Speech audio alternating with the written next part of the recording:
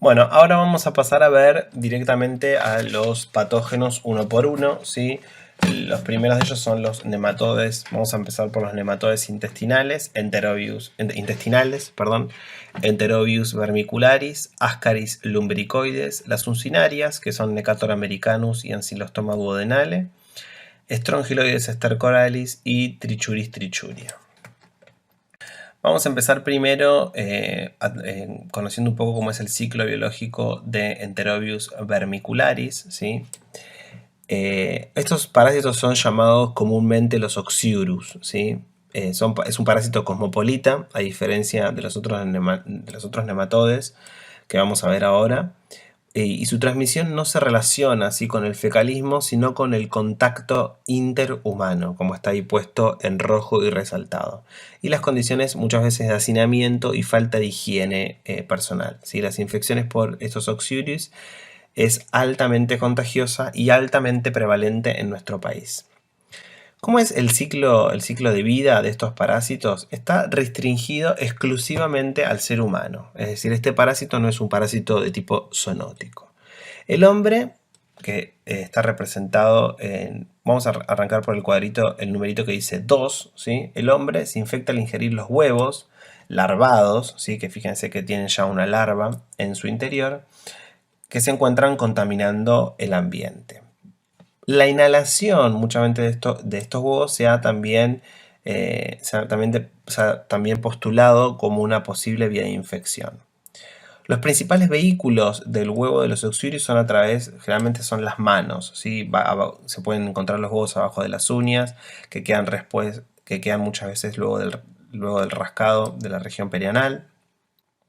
Y a partir de ahí pueden contaminarse también otros objetos, ¿sí? Como juguetes de los chicos, o causar también muchas veces autorreinfecciones por el ciclo ano-mano-boca. Los pijamas, las sábanas y el polvo de las habitaciones también son frecuentes fuentes de transmisión. Estas larvas llegan al duodeno, ¿sí? Estos huevos llegan al duodeno si se liberan y se liberan las larvas y se desarrollan adultos, machos y hembras, que se localizan en el ciego, ¿sí? Estos parásitos tienen como un nicho final el ciego, diferenciándose en machos y hembras ahí.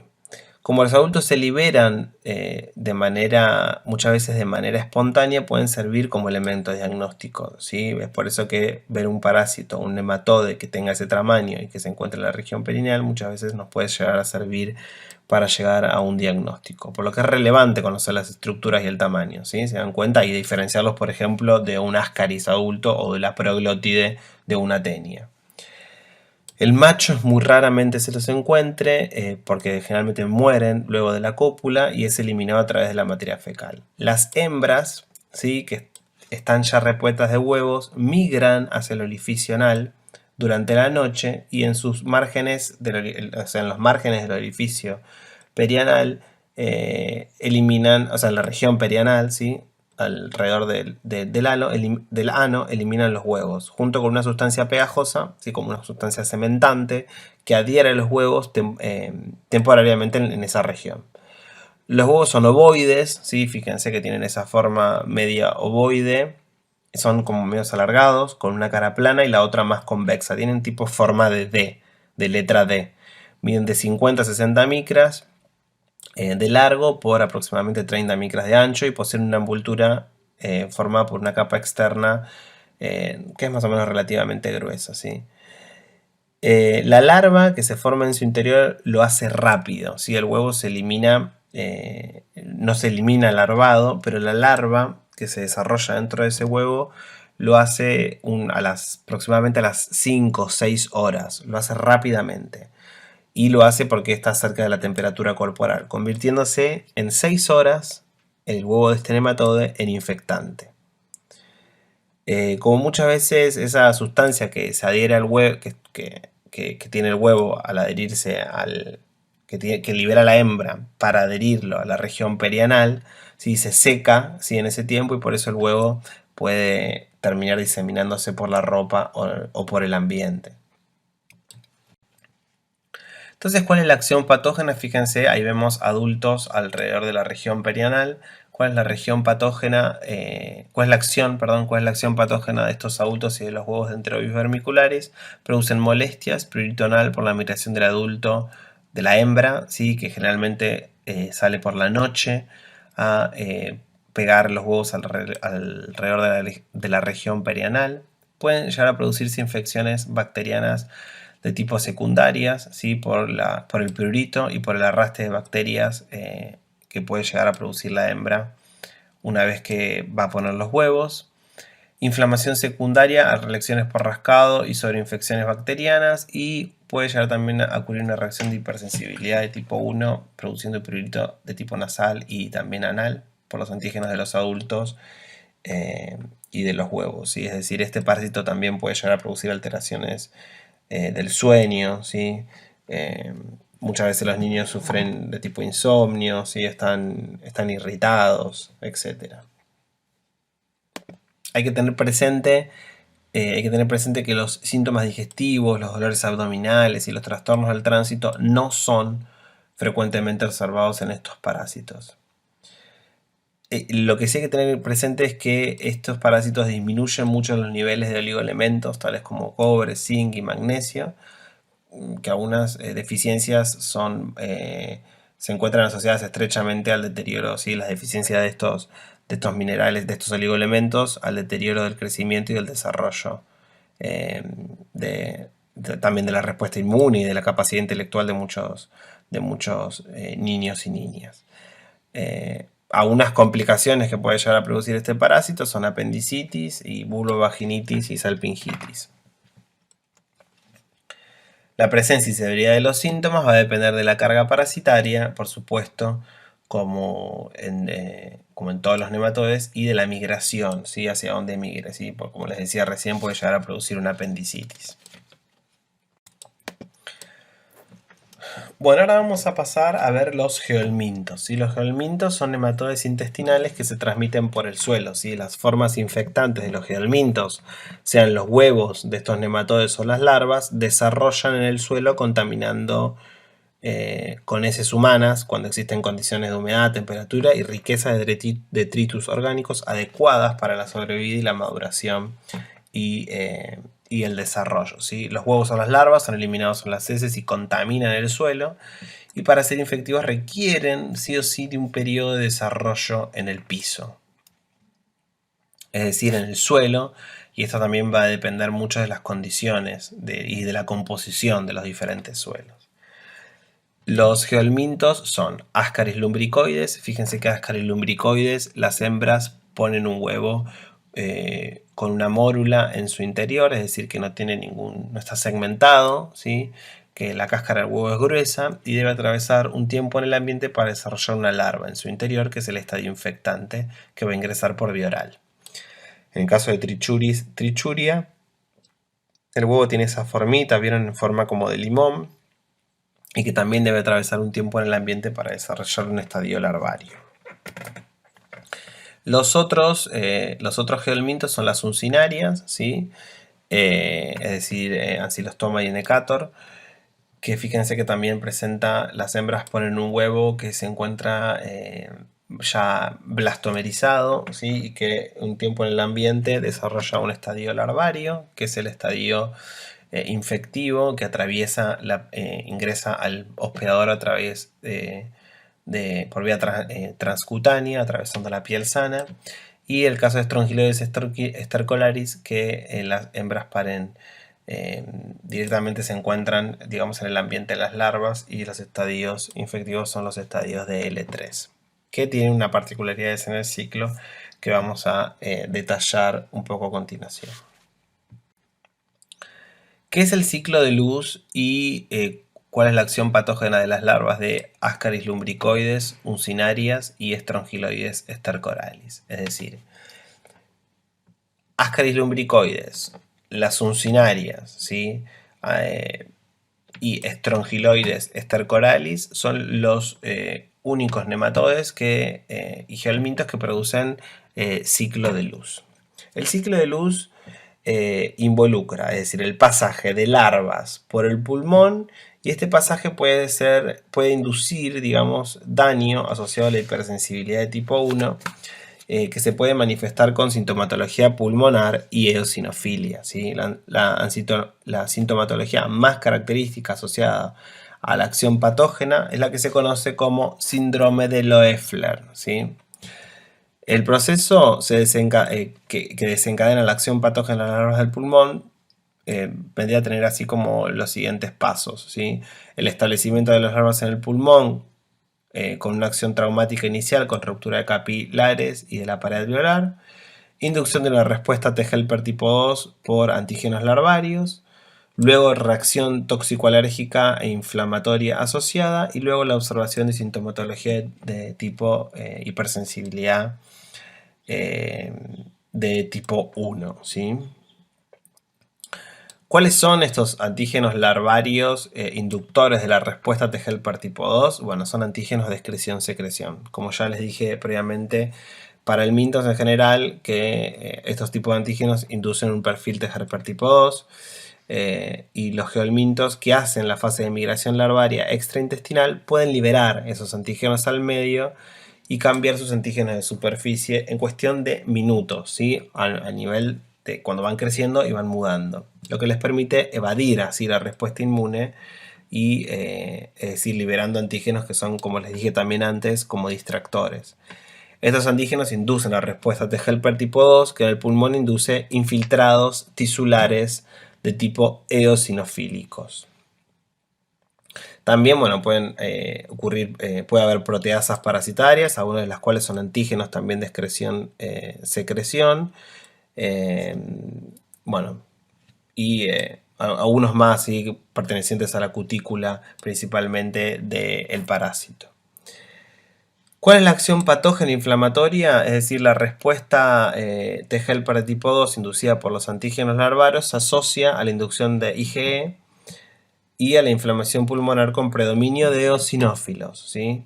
Esta respuesta efectora se asocia al fenómeno de hipersensibilidad de tipo 1 de tipo asmatiforme, como ven ahí. Con respecto a los mecanismos probables y conocidos de la inducción y la activación de eosinófilos, se sabe que la interleuquina 5, secretada por los linfocitos T helper tipo 2, promueve la diferenciación de precursores mieloides a eosinófilos en la médula ósea, ¿sí? Una vez en circulación, estos leucocitos eosinófilos migran desde el lecho vascular hasta los tejidos. Esta migración es dirigida por quimoquinas, ¿sí?, por quimoxicinas, de la que la más conocida es la eotoxina, secretada por células T helper tipo 2, que representa una de las quimosinas más importantes.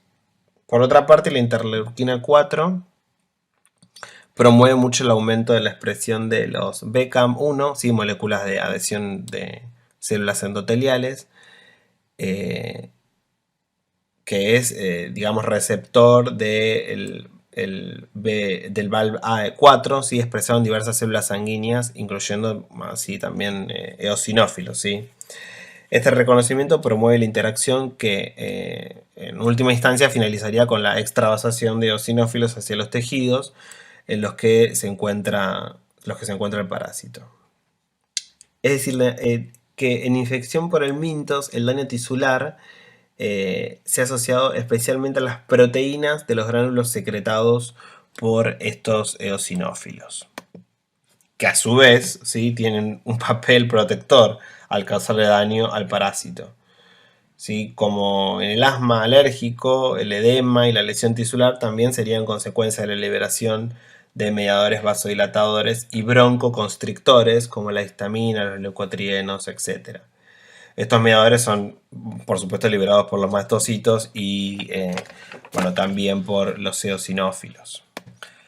Acá permítanme recalcarles que el síndrome de Loeffler como entidad clínica se asocia y suele observarse en individuos infectados principalmente con Ascaris lumbricoides, si este síndrome consiste en un cuadro respiratorio agudo, con fiebre de varios días, disnea, moderada, tos espasmódica, sibilancias, ¿sí? Ruidos pulmonares, infiltrados pulmonares fugaces que simulan una neumonía típica, eosinofilia y evolución generalmente favorable. Este cuadro, además de ser causado por el mintos, puede tener etiología asociada con fármacos, agentes ambientales o etiología desconocida. ¿Sí? El síndrome de Loeffler se lo considera como una entidad clínica y anatomopatológica como eosinofilia pulmonar, ¿sí? Infiltrado pulmonar con eosinófilos de tipo no complicada.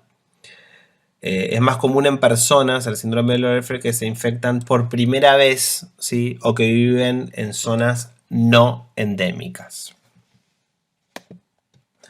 Bueno, una vez hablado del ciclo de luz, ¿sí? La acción patógena de las larvas de Ascaris, estrongiloides y de succinarias, vamos a hablar un poquito más en particular de uno de estos geomintos que es Ascaris lumbricoides. Ascaris lumbricoides es un parásito cosmopolita más frecuente de zonas cálidas y húmedas. ¿Sí? Es una de las parasitosis más comunes del hombre y se calcula que aproximadamente la cuarta parte de la población mundial está infectada por Ascaris.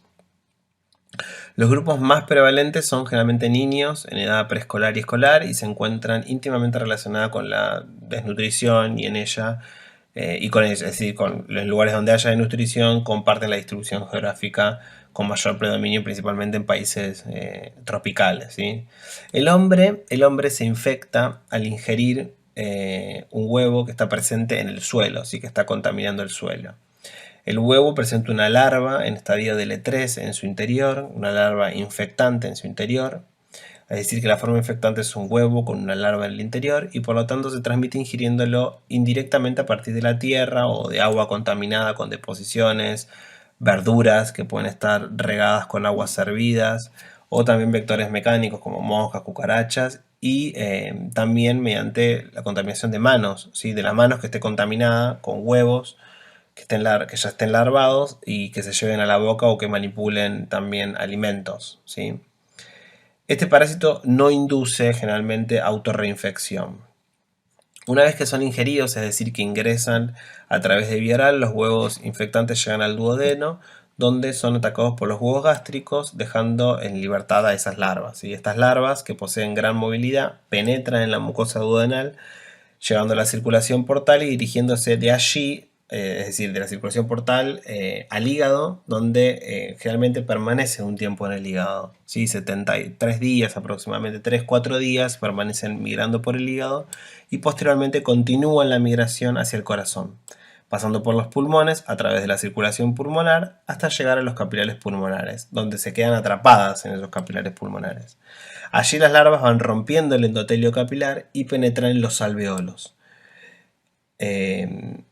Ascienden a través del árbol bronquial hasta la faringe, lo que ya vimos previamente como ciclo de luz, ¿sí? Y en ese lugar las larvas son deglutidas y vuelven nuevamente al duodeno, donde terminan su proceso madurativo y se convierten ya en gusanos adultos. Los adultos, como vimos previamente, tienen una morfología de tipo cilíndrica, son blanquecinos, amarillentos o medios rosados, y como los adultos de los nematodes en general, están recubiertos por una cutícula, etc.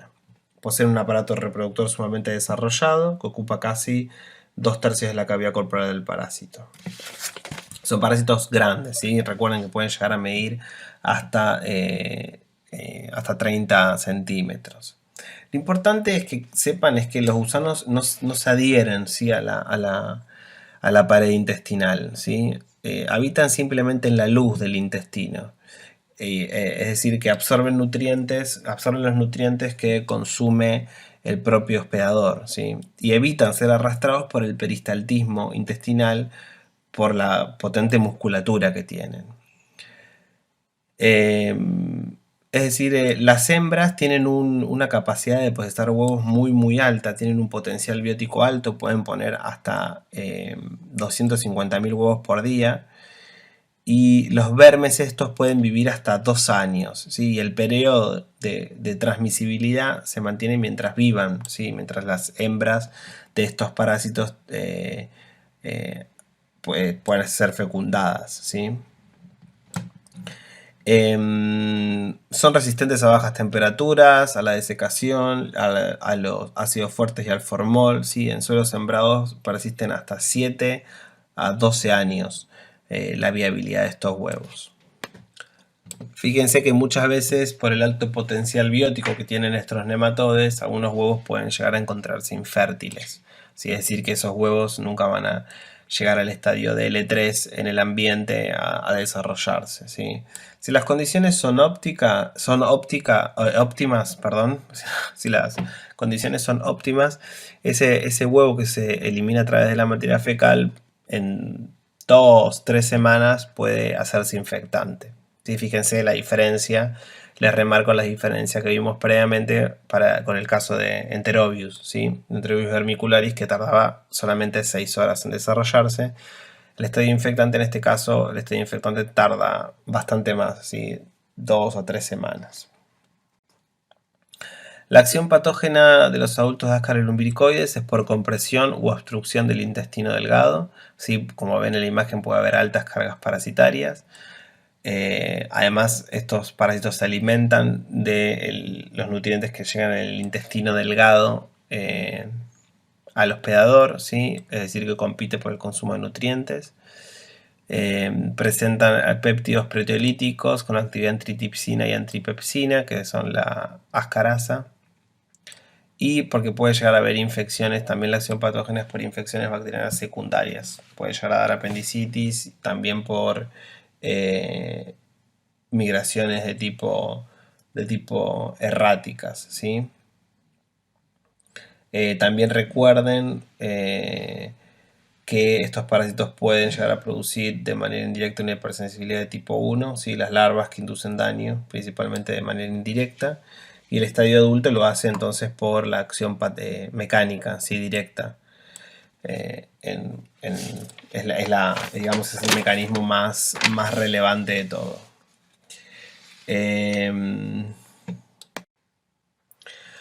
Bueno, en lo que respecta a las uncinarias, ¿sí? Es decir, Necator americanus y Ancylostoma duodenale, en nuestro país el área endémica de mayor prevalencia es la región del noroeste y en segunda instancia del noreste, ¿sí? Recuerden que ahí, como ven en ese cuadrito donde habla de los adultos que se encuentran en el intestino delgado, que hay un dimorfismo sexual evidente, ¿sí? ¿Cómo es el ciclo biológico? El ciclo biológico comienza con la eliminación de los huevos en heces humanas y su deposición en el suelo, ¿sí? Recuerden que estos son geohelmintos. El crecimiento larvario está favorecido particularmente para este parásito en suelos de tipo arenosos y húmedos, ¿sí? Con una temperatura óptima de entre 20 a 30 grados centígrados. Con estas condiciones, ¿sí? Las larvas en 1 o 2 días se convierten en larvas rhabditoides, ¿sí? Este tipo de larvas rhabditoides son las que ven ahí que dice larva rhabditoide eclosiona, ¿sí? Que tienen un esófago que parece tener forma como de reloj de arena, ¿sí? Estas larvas son larvas en estadio de L1. Estas larvas rhabditoides se alimentan de lo que está en el suelo, ¿sí? De detritos orgánicos, y experimentan 2 mudas más, ¿sí? Después de 5 a 10 días se convierten en larvas filariformes, ¿sí? Fíjense que el esófago, el extremo anterior de esas larvas, es diferente, ¿sí? Es decir, cálice de bulbo esofágico. Esas larvas son las larvas L3 que no pueden alimentarse más, ¿sí? En el suelo no tienen el esófago preparado para poder alimentarse de detritos orgánicos, por lo cual, es decir, tiene que maximizar sus posibilidades de encontrar a un hospedador. Esta larva penetra en la piel, ¿sí? De forma activa, y en este momento elimina la capa externa, modificando sus antígenos de superficie como un mecanismo de evasión. Esta penetración puede causar dermatitis, ¿sí? Muchas veces, fíjense que está ahí el pie dibujado, muchas veces puede llegar a producir dermatitis y prurito a nivel local. Esta larva migra a través de la dermis, va migrando a través de la dermis para entrar a circulación sanguínea hasta llegar a los pulmones, ¿sí? En un plazo aproximadamente de 10 días. Una vez que encuentran los pulmones, ¿sí? Estas uncinarias penetran los alvéolos y son llevadas, es decir, suben al árbol bronquial y son deglutidas, ¿sí? Por medio de la acción ciliar a través de las vías respiratorias. Son deglutidas, llegan al destino final, que es el intestino delgado. Tienen como localización final las uncinarias, el intestino delgado. Bueno, recuerden que todo este proceso que les acabo de nombrar involucra así el ciclo de luz. Los huevos tienen que permanecer en el suelo una vez que son eliminados para que se desarrolle esa larva rhabdiforme, ¿sí? Rhabditoide, perdón, rhabditoide. Este desarrollo puede durar de 1 a 35 días dependiendo de las condiciones del suelo y de la temperatura, ¿sí? A las cuales se enfrente ese huevo y esas larvas. Las larvas 3 no tienen mucha vida en el suelo, por lo cual ponen en marcha todo lo que tienen a su alcance para poder conectarse con el hospedero. Tienen tigmotropismo positivo, ¿sí? Fíjense en el medio del ciclo biológico que habla del tigmotropismo, del termotropismo y del geotropismo negativo. Estas larvas tienen tigmotropismo positivo, ¿sí? Tienden a adherirse a objetos con los cuales hacen contacto. Tienen hidrotropismo positivo, es decir que es la facilidad que tienen estas larvas de ser atraídas histotropismo positivo, que es la facilidad que tienen las larvas de ser atraídas por los tejidos, penetrándolos y caminando en su espesor, ¿sí? Es decir, percibiendo al huésped, ¿sí? De ahí que muchas veces también se pueden llegar a infectar otro tipo de hospedadores como hospedadores paraténicos. Y tienen termotropismo positivo, ¿sí? Que consiste en dirigirse a lugares con mayor temperatura que el medio en el que viven, siempre que sean húmedos. O sea que además tienen hidrotropismo positivo, ¿sí? Y el geotropismo es de tipo negativo, ¿sí? Por lo que se alejan del suelo, ¿sí? Siempre intentan estar encima de hojas o de piedritas, lo que sea. Rápidamente estas larvas se desecan, ¿sí? Si están expuestas a la luz del sol de manera directa. Siempre el enemigo número uno de las larvas de los nematodes es la desecación, ¿sí? ¿Cuál es la acción patógena, ¿sí? De los adultos de las uncinarias? ¿Sí? Lo que causan este tipo de uncinarias son anemias, ¿sí? Anemias ferropénicas, hipocrómicas y microcícticas, ¿sí? Las causas de esta anemia son múltiples. Primero, la acción traumática por la fijación a la mucosa del intestino delgado y a la acción de las piezas bucales, ¿sí? De placas o dientes que puedan llegar a presentar placas contrantes en el caso de Necatur y dientes en el caso de ancilostoma. Rompe las arteriolas y las vélulas a lo largo de la superficie luminal del intestino, haciendo que haya una pérdida de sangre. En las úlceras producidas por los parásitos se producen congestiones y hemorragias, ¿sí? Favorecidas por las sustancias, además anticoagulantes, que secretan estos parásitos a través de sus cápsulas bucales. La pérdida de sangre se produce cuando el organismo usa su aparato bucal para fijarse en la mucosa y su mucosa intestinal y es decir, contraen la musculatura esofágica para crear presión negativa y succionar. Además, es decir, pueden llegar a extraer de manera diaria unos 0,67 centímetros cúbicos de sangre por adulto, ¿sí? Por nematode. Además, estos parásitos consumen proteínas, ¿sí? Proteínas séricas, hierro y hemoglobina, ¿sí? Ha sido descrito que para digerir la hemoglobina producen proteasas que son tan específicas que podrían ser una de las explicaciones por la cual es tan específico de especie que haya diferentes infecciones a través de las uncinarias. También hay alteraciones en la cascada de la coagulación debido a una serie de anticoagulantes dirigidos contra distintos factores de la coagulación y también alteraciones en las agregaciones plaquetarias.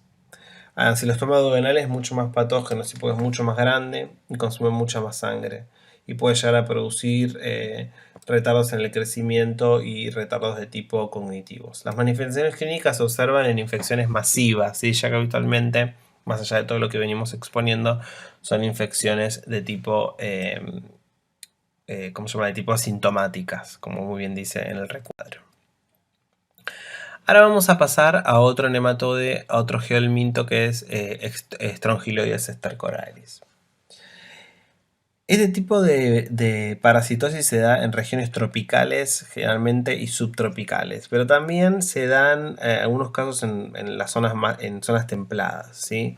Con más frecuencia se encuentra en zonas rurales de climas cálidos, en nuestro país principalmente en la región del norte, Salta, también en la Mesopotamia, Corrientes, Entre Ríos, Misiones. Este ciclo biológico, como podrán observar, es un poco más complejo que el de la mayoría de los nematodes. Porque altera entre ciclos biológicos de vida libre y ciclos biológicos parasitarios. Y además porque tiene por la potencial autoinfección que puede llegar a ocurrir y la multiplicación de estos parásitos en el hospedador. Hay dos tipos de ciclos, como ven ahí, ¿ven? Dice que está representado más en rojo, ¿sí? Es el ciclo de vida libre, donde las larvas rhabditiformes pasan a las heces desde el ciclo parasitario, ¿sí? Que se ve desde el otro lado, del lado que está representado en azul, y pueden mudar 2 veces y convertirse en larvas infectantes filariformes.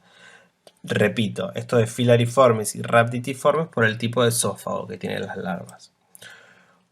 O mudan, es decir, si mudan 2 veces y se pueden convertir en larvas de tipo filariformes, o mudar 4 veces y es decir, desarrollarse machos o hembras adultas que viven, se aparean y producen huevos de las que nacen larvas de tipo rhabditiformes.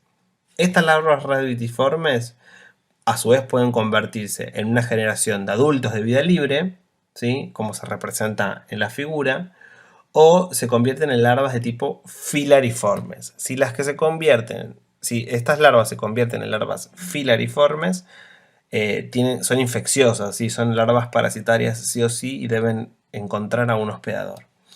Las larvas filariformes penetran a través de la piel, ¿sí? Por vía percutánea a través de la piel del ser humano para iniciar el ciclo parasitario. Esas larvas filariformes se encuentran en el suelo, contaminando el suelo, que ese suelo tuvo que haber estado contaminado con materia fecal humana, penetran en la piel y son transportados a los pulmones, ¿sí? Hacen el ciclo de luz, donde penetran en los espacios alveolares que se llevan se llevan a través del árbol bronquial, ¿sí? A la faringe, se degluten y luego llegan al intestino delgado. Es decir, la localización final es el intestino delgado. El intestino delgado mudan 2 veces y se convierten en gusanos adultos, ¿sí? Las hembras viven en el epitelio del intestino delgado y por partenogénesis, ¿sí? Es decir, de manera asexual, producen huevos que producen larvas de tipo rhabditiformes. Esas larvas rhabditiformes pueden pasar a las heces o pueden causar autoinfección, ¿sí? En la autoinfección las larvas se convierten en larvas infectivas, larvas infectivas rhabditiformes, de larvas infectivas rhabditiformes a filariformes que pueden penetrar en la mucosa, que pueden penetrar o en la mucosa intestinal, es decir, hacer una autoinfección interna o en la piel de la zona perianal, es decir, lo que se denomina autoinfección de tipo externa. Para cualquiera de los dos casos, sea para el caso de la autoinfección interna, es decir, a partir de la mucosa intestinal o a partir de la mucosa perianal, las larvas filariformes pueden seguir la ruta que describí previamente, ¿sí? Es decir, está llevando sucesivamente a los pulmones y a la bronquial, a la faringe y al intestino delgado nuevamente, donde maduran adultos o pueden difundir ampliamente o difundir ampliamente por todo el cuerpo. ¿Por qué es esto? Porque para el caso de Strongyloides la autoinfección puede explicar, ¿sí? La posibilidad de infecciones persistentes durante muchos años en personas que no han estado, ¿sí? En áreas endémicas y de hiperinfecciones, ¿sí? En individuos que están inmunocomprometidos o inmunodeprimidos. En lo que refiere a la inmunidad de la infección con Strongyloides stercoralis, ¿sí? Lo que me gustaría recalcar acá es el rol protectivo el rol protectivo, ¿sí? De la respuesta de Helper tipo 2 frente a infecciones causadas por el mintosis tentinales.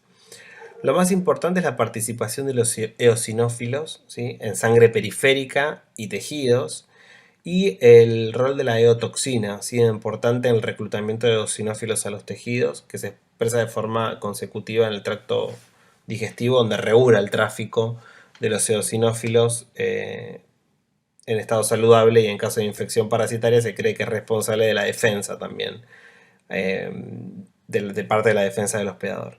Y la generación de IgG y de la interleuquina 5. Cuando está disminuida la respuesta T helper tipo 2, ¿sí? Y aquí citamos, es decir, varias posibles causas de la disminución de la respuesta T helper de tipo 2, ¿sí?, el consumo de corticoides, la coinfección con HTLV, el trasplante de órganos sólidos o el trasplante de médula ósea, se produce un fenómeno de hiperinfección, ¿sí?, de hiperinfección y de diseminación, ¿sí? Los corticoides, por supuesto, tienen un efecto inmunosupresor en el hospedador, y además de todo, estimulan, ¿sí?, la fertilidad del nematode, porque los corticoides tienen la misma estructura química que la ecdisona. ¿Sí? La ecdisona es una hormona que regula la muda y la metamorfosis. Fíjense también qué interesante, también en artrópodos, en nematodes, pero también en artrópodos.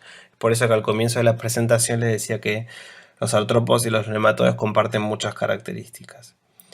Esta ecdisona, en el ovario de la hembra de Strongyloides hay receptores nucleares, ¿sí?, para la ecdisona. Por lo tanto, se suman dos efectos: la inmunosupresión del hospedador o del hospedero, más la estimulación de la replicación del nematode. Bueno, después la coinfección con HTLV, ¿sí? Este es un retrovirus que infecta linfocitos y provoca disminución de la respuesta T helper tipo 2 con exacerbación de la respuesta T helper tipo 1 y T regulatoria. Y en cuanto a los trasplantes de órganos sólidos, se hace hincapié, sobre todo, digamos, hay que hacer hincapié en la inmunosupresión asociada al tratamiento, ¿sí?, con corticoides. Trasplante de médula ósea, también asociado al tratamiento inmunosupresor. Y bueno, eso es todo con respecto a eso. ¿Cuál es la patogenia de los adultos y las larvas de Strongyloides stercoraris? Es decir, el daño en el individuo inmunocompetente va a estar dado por la carga parasitaria, ¿sí? Generalmente las infecciones pueden ser asintomáticas, y si la carga parasitaria es alta, los individuos infectados pueden presentar algunos síntomas digestivos o respiratorios. Puede haber una enteritis catarral, ¿sí?, una enteritis edematosa y una enteritis ulcerativa. También pueden llegar a producirse granulomas inflamatorios en el sitio de entrada y por las migraciones, por las migraciones larvarias.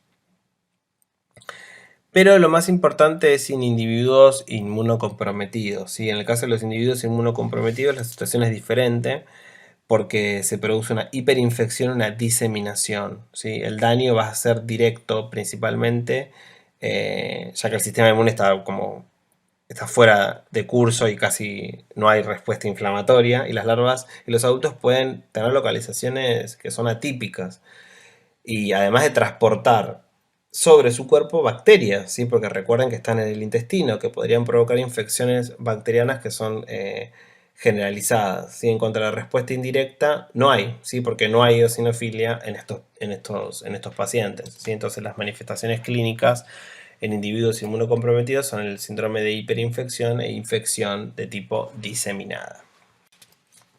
El otro parásito del cual tenemos que hablar es de Trichuris, ¿sí? Trichuris es un parásito también cosmopolita. El humano se infecta con este parásito al ingerir tierras. Recuerden que es un geohelminto que presente huevos larvados. Fíjense el recuadrito que tiene el número de 4. ¿Sí? Es decir, que la vía de ingreso es por vía oral a través de suelos contaminados con estos huevos larvados. Los huevos eclosionan en el intestino delgado, donde sufren, es decir, el ablandamiento de las membranas y donde se liberan las larvas de primer estadio, las que penetran en las glándulas de Lieberkühn, en donde tienen un corto periodo de desarrollo, y luego esa larva vuelve a la luz intestinal y migran al intestino grueso, ¿sí?, donde se establecen como localización final, tienen el intestino grueso, donde el adulto se localiza en el ciego principalmente y en el colon ascendente. El macho y la hembra ahí se aparean, produciendo las hembras desde 3.000 hasta 20.000 huevos. Tienen un potencial biótico mucho menor, por ejemplo, que para el caso de los ascaris, pero una cifra bastante similar a lo que ocurre con las uncinarias. Y estos huevos se desarrollan a huevos larvados en suelos, ¿sí? En condiciones de temperatura favorables, ¿sí? Tienen que tener de 14 a 13 a 30 grados centígrados. Y luego son ingeridos por el ser humano a través del suelo contaminado con materia fecal humana. Y hace todo su ciclo biológico, recuerden que Trichuris, a diferencia de los que veníamos viendo, hace todo su ciclo biológico en el tubo digestivo, ¿sí? No hace ciclo de luz. ¿Cuál es la acción patógena de estos adultos? ¿Sí? Tiene una acción que es de tipo traumática, ¿sí? Se caracterizan por enterrarse a través de sus extremos anteriores o cabezas, que tienen una lanceta en la mucosa del intestino grueso provocando la lesión, ¿sí? Este proceso invasivo puede estimular los plexos intramurales del sistema nervioso entérico y ocasionar además también pérdida de sangre. También la hiperestimulación de los plexos mientéricos se asocia a la producción de diarrea de tipo motora o del hiperperistaltismo que ocasionalmente son en casos leves. ¿Sí? La diarrea es de tipo disentérica porque presenta moco, pus y sangre roja asociada a la lesión producida por el extremo principalmente anterior del gusano. Son hematófagos, ¿sí? Son gusanos que son hematófagos, es decir que la acción es poliatriz. Estos gusanos pueden consumir unos poquitos mililitros de sangre por día, y la anemia que produce es de tipo ferropénica, muy parecida a la de las uncinarias, ¿sí? Es decir, la clínica relevante en infecciones masivas son en niños, donde produce disentería, anemia ferropénica, por la hemorragia que producen al introducir sus lancetas y por el consumo de sangre, y pueden llegar a producir hiperperistaltismo y desnutrición. Todo eso fue la parte que venimos viendo de nematodes, ¿sí? Todos estos que vimos hasta este momento son los correspondientes a los helmintos nematodes. Ahora tenemos que empezar a ver un poco los cestodes intestinales. Están representados en los de importancia médica por Taenia saginata, Taenia solium y Menolepis nana. ¿Cómo es el ciclo biológico de Taenia saginata? ¿Sí? A través de la materia fecal, ¿sí? Del ser humano se eliminan las proglótides, que recuerden que las proglótides para el caso de Taenia saginata son más largas que anchas, y estas proglótides grávidas están repletas de huevos. De estos huevos pequeños que vimos al principio de la presentación, ¿sí? Que pueden llegar a medir 40 micras y que recuerden que son inmediatamente infectantes. Estas proglótides pueden detectarse, ¿sí? Fácilmente pueden detectarse en la materia fecal. Pero generalmente cuando son eliminadas al ambiente, ¿sí? Estas proglótides se desarman y se eliminan los huevos, que son inmediatamente infectantes para los hospedadores intermediarios, que para el caso de Taenia saginata son los bovinos, ¿sí? En los bovinos, este huevo desarrolla al estadio infectante larvario denominado cisticerco, ¿sí? Que vimos al principio de la clase también, y el contagio al ser humano se da por carnivorismo, ¿sí? Por el consumo de carne de bovina cruda o mal cocida, ya que los cisticercos se desarrollan en la musculatura del bovino. Una vez que ese cisticerco es ingerido por vía oral por el hospedador definitivo, que somos los seres humanos, en el intestino delgado se desarrolla el estadio adulto de la Taenia saginata, que tiene las características que vimos al comienzo de la clase. Ahora, ¿cómo es el ciclo biológico para la especie Taenia solium? ¿Sí? Es bastante similar, pero tiene algunas características que son importantes remarcar. Las proglótides también grávidas son eliminadas a través de la materia fecal, pero los huevos que se encuentran en su interior deben ser ingeridos por los hospedadores intermediarios, que en este caso son los cerdos. Para el caso de Taenia solium son los cerdos, que en la musculatura del cerdo se pueden desarrollar los cisticercos, ¿sí? No solamente en la musculatura, sino que pueden desarrollarse en otros tejidos de los porcinos, pero que lo que nos interesa a nosotros como forma de contagio es los cisticercos que se encuentran dentro de la musculatura, ¿sí? Porque el contagio se da también por carnivorismo, por el consumo de carne de cerdo cruda o carne de cerdo mal cocida con cisticercos en su interior. Entonces, los seres humanos por vía oral nos contagiamos de esta parasitosis. Pero hay una particularidad en el caso de Taenia solium que no ocurre para el caso de Taenia saginata, que es que los seres humanos también podemos comportarnos como hospedadores intermediarios, ¿sí? Es decir, que los seres humanos no solamente nos contagiamos al consumir carne de cerdo crudo mal cocida, sino que nos podemos contagiar también al consumir los huevos que se encuentran en la materia fecal de los seres humanos, ¿sí? Estos huevos pueden estar contaminando, por ejemplo, frutas, verdura, el agua, o también puede haber autoinfecciones por el ciclo ano-mano-boca, ¿sí? Como bien dice ahí, cisticercosis producida por Taenia solium, fecalismo o autoinfección.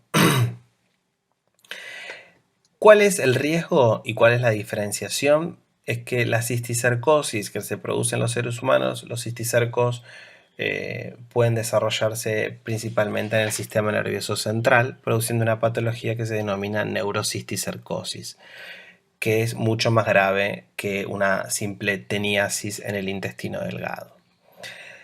Es por eso que es muy importante poder diferenciar una proglótide de Taenia solium de una proglótide de Taenia saginata, como les comentaba también al principio de la clase.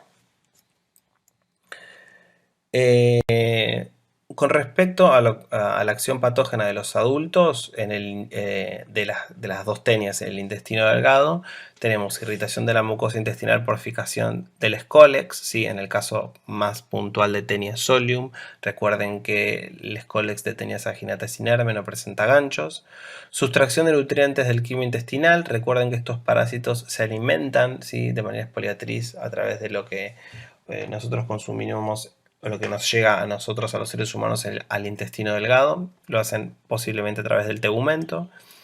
Fenómenos alérgicos por productos de catabolismo parasitario y prurito anal, ¿sí? Los antígenos que se encuentran en la superficie de las proglótides pueden llegar a producir una reacción que lleve a cabo o que dé como consecuencia prurito anal. Las infecciones, recuerden, suelen ser únicas, las suele denominar lombrices solitarias y generalmente son asintomáticas o con sintomatología inespecífica leve. Puede presentar alteraciones del apetito, puede haber algo de dolor abdominal, prurito o irritabilidad, pero generalmente los casos son las sintomatologías de tipo asintomática. El otro es todo que tienen que ustedes saber intestinales y menolepis, ¿sí? El ciclo biológico, cómo es el ciclo biológico y menolepis nana. Acá es importante y les quiero recalcar que la transmisión por ingesta de artrópodos, ¿sí? Que es el ciclo biológico que se denomina de tipo indirecto relacionado con Hymenolipis nana, es prácticamente irrelevante, ¿sí? El hombre y los roedores son los hospedadores definitivos. Sin embargo, algunos autores plantean que la especie Hymenolipis nana que infecta a los humanos y a los roedores son especies crípticas, es decir, que son morfológicamente iguales pero genéticamente diferentes. Ellos plantean esto a partir de la variabilidad encontrada en algunos genes que secuencian en el parásito y plantean que esto apoya la importancia epidemiológica del ciclo de transmisión humano-humano. Es decir que en algunos casos la hiperinfección puede darse por los huevos, ¿sí? Los huevos que directamente eclosionan en el intestino antes de ser expulsados. Recuerden acá que si la oncófera eclosiona y el cisticercoide, que es el estadio larvario, se desarrolla directamente dentro de las vellosidades intestinales. La autoinfección puede ocurrir si los huevos permanecen en el intestino. Las proglótides, ¿sí? Estas de Hymenolipis, que fíjense que son más anchas que largas, generalmente se rompen dentro del intestino y esos huevos se liberan. Es por eso que ocurren autoinfecciones. ¿Dónde se encuentran los adultos? Se encuentran en el intestino delgado, principalmente en el ilio. ¿Cuál es la acción patógena de las oncóferas, ¿sí? De las larvas y de los adultos de Hymenolépis? Fíjense, ese gráfico muestra, bueno, primero, penetración de la oncófera en el epitelio intestinal, ruptura de la barrera intestinal. Como ven en la imagen, el desarrollo de larvas, ¿sí? En las vellosidades. Esto produce inflamación y puede producir destrucción, aplanamiento y eosinofilia a nivel tisular, ¿sí? Irritación de la mucosa intestinal por fijación del Scolex, para el caso de los Scolex de los adultos, ¿sí? Para el caso de Hymenolépis, los adultos presentan un rostelo con una corona de ganchos, y fenómenos alérgicos por productos del catabolismo parasitario, ¿sí? Las infecciones múltiples que afectan principalmente a niños, eso es importante remarcar, y manifestaciones clínicas en infecciones masivas pueden dar dolor epigástrico, meteorismo, diarrea malabsortiva y pérdida de peso. Creo que con esto terminamos la parte de Hymenolépis, ¿sí? Como para hacer un resumen final de los diferentes mecanismos de transmisión de los helmintos intestinales, podemos decir, para lo que refiere a en algunos estodos, ¿sí? Para el caso de Taenia solium y Taenia saginata es por carnivorismo, ¿sí? Para el caso de Taenia solium uno debe consumir carne de cerdo contaminada con cisticercos, cruda o mal cocida, y para el caso de Taenia saginata, carne bovina cruda o mal cocida. Recuerden que para el caso de la cisticercosis porcina, es decir, la cisticercosis humana, ¿sí? Producida por el consumo de huevos de Taenia solium, este contagio puede darse por el ciclo ano-mano-boca, igual que lo que ocurre con la Enterobius vermicularis y con Hymenolépis nana, así que es como una autoinfección, y muchas veces también por verduras crudas contaminadas, ¿sí? O mal lavadas con huevos, ¿sí? Si contaminadas con huevos de Taenia solium, es decir, contaminadas con materia fecal humana. ¿Cuáles son las formas de contagio? Recuerden de algunos nematodes, ¿sí? Recuerden que algunos nematodes que denominábamos geohelmintos, que necesitaban sí o sí atravesar una fase de su ciclo a través del piso, ¿sí? Que son Ascaris lumbricoides y Trichuris trichuria, ¿sí? Que ingresan por vía, el contagio es a través por vía oral, ¿sí? Con suelos contaminados con materia fecal humana. Y luego las uncinarias y Strongyloides stercoraris, que ingresan por la forma de ingreso es por vía transcutánea, por vía percutánea. Como conclusiones, el desarrollo de la respuesta con perfil de Helper tipo 2 colabora con la eliminación intestinal de parásitos, pero causa enteritis como efecto nocivo para el hospedero.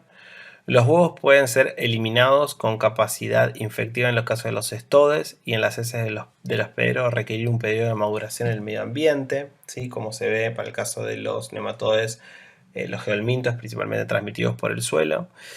El desarrollo y la severidad del daño se correlaciona con la carga parasitaria, ¿sí? Esto se ve claramente para el caso, por ejemplo, de Ascaris lumbricoides. Y la mayoría de estas infecciones pueden ser diagnosticadas por el reconocimiento de estructuras parasitarias macro o microscópicas. Es decir, no hace falta que se hagan estudios demasiado complejos, sino que conociendo la morfología tanto de los adultos como de los huevos o de las formas de los estadios larvarios, uno podría llegar a hacer un diagnóstico bastante preciso de la parasitosis. Bueno, acá finaliza este seminario. Espero que les haya sido entretenido y que hayan podido comprender los conceptos más importantes. Les mando un saludo y hasta luego.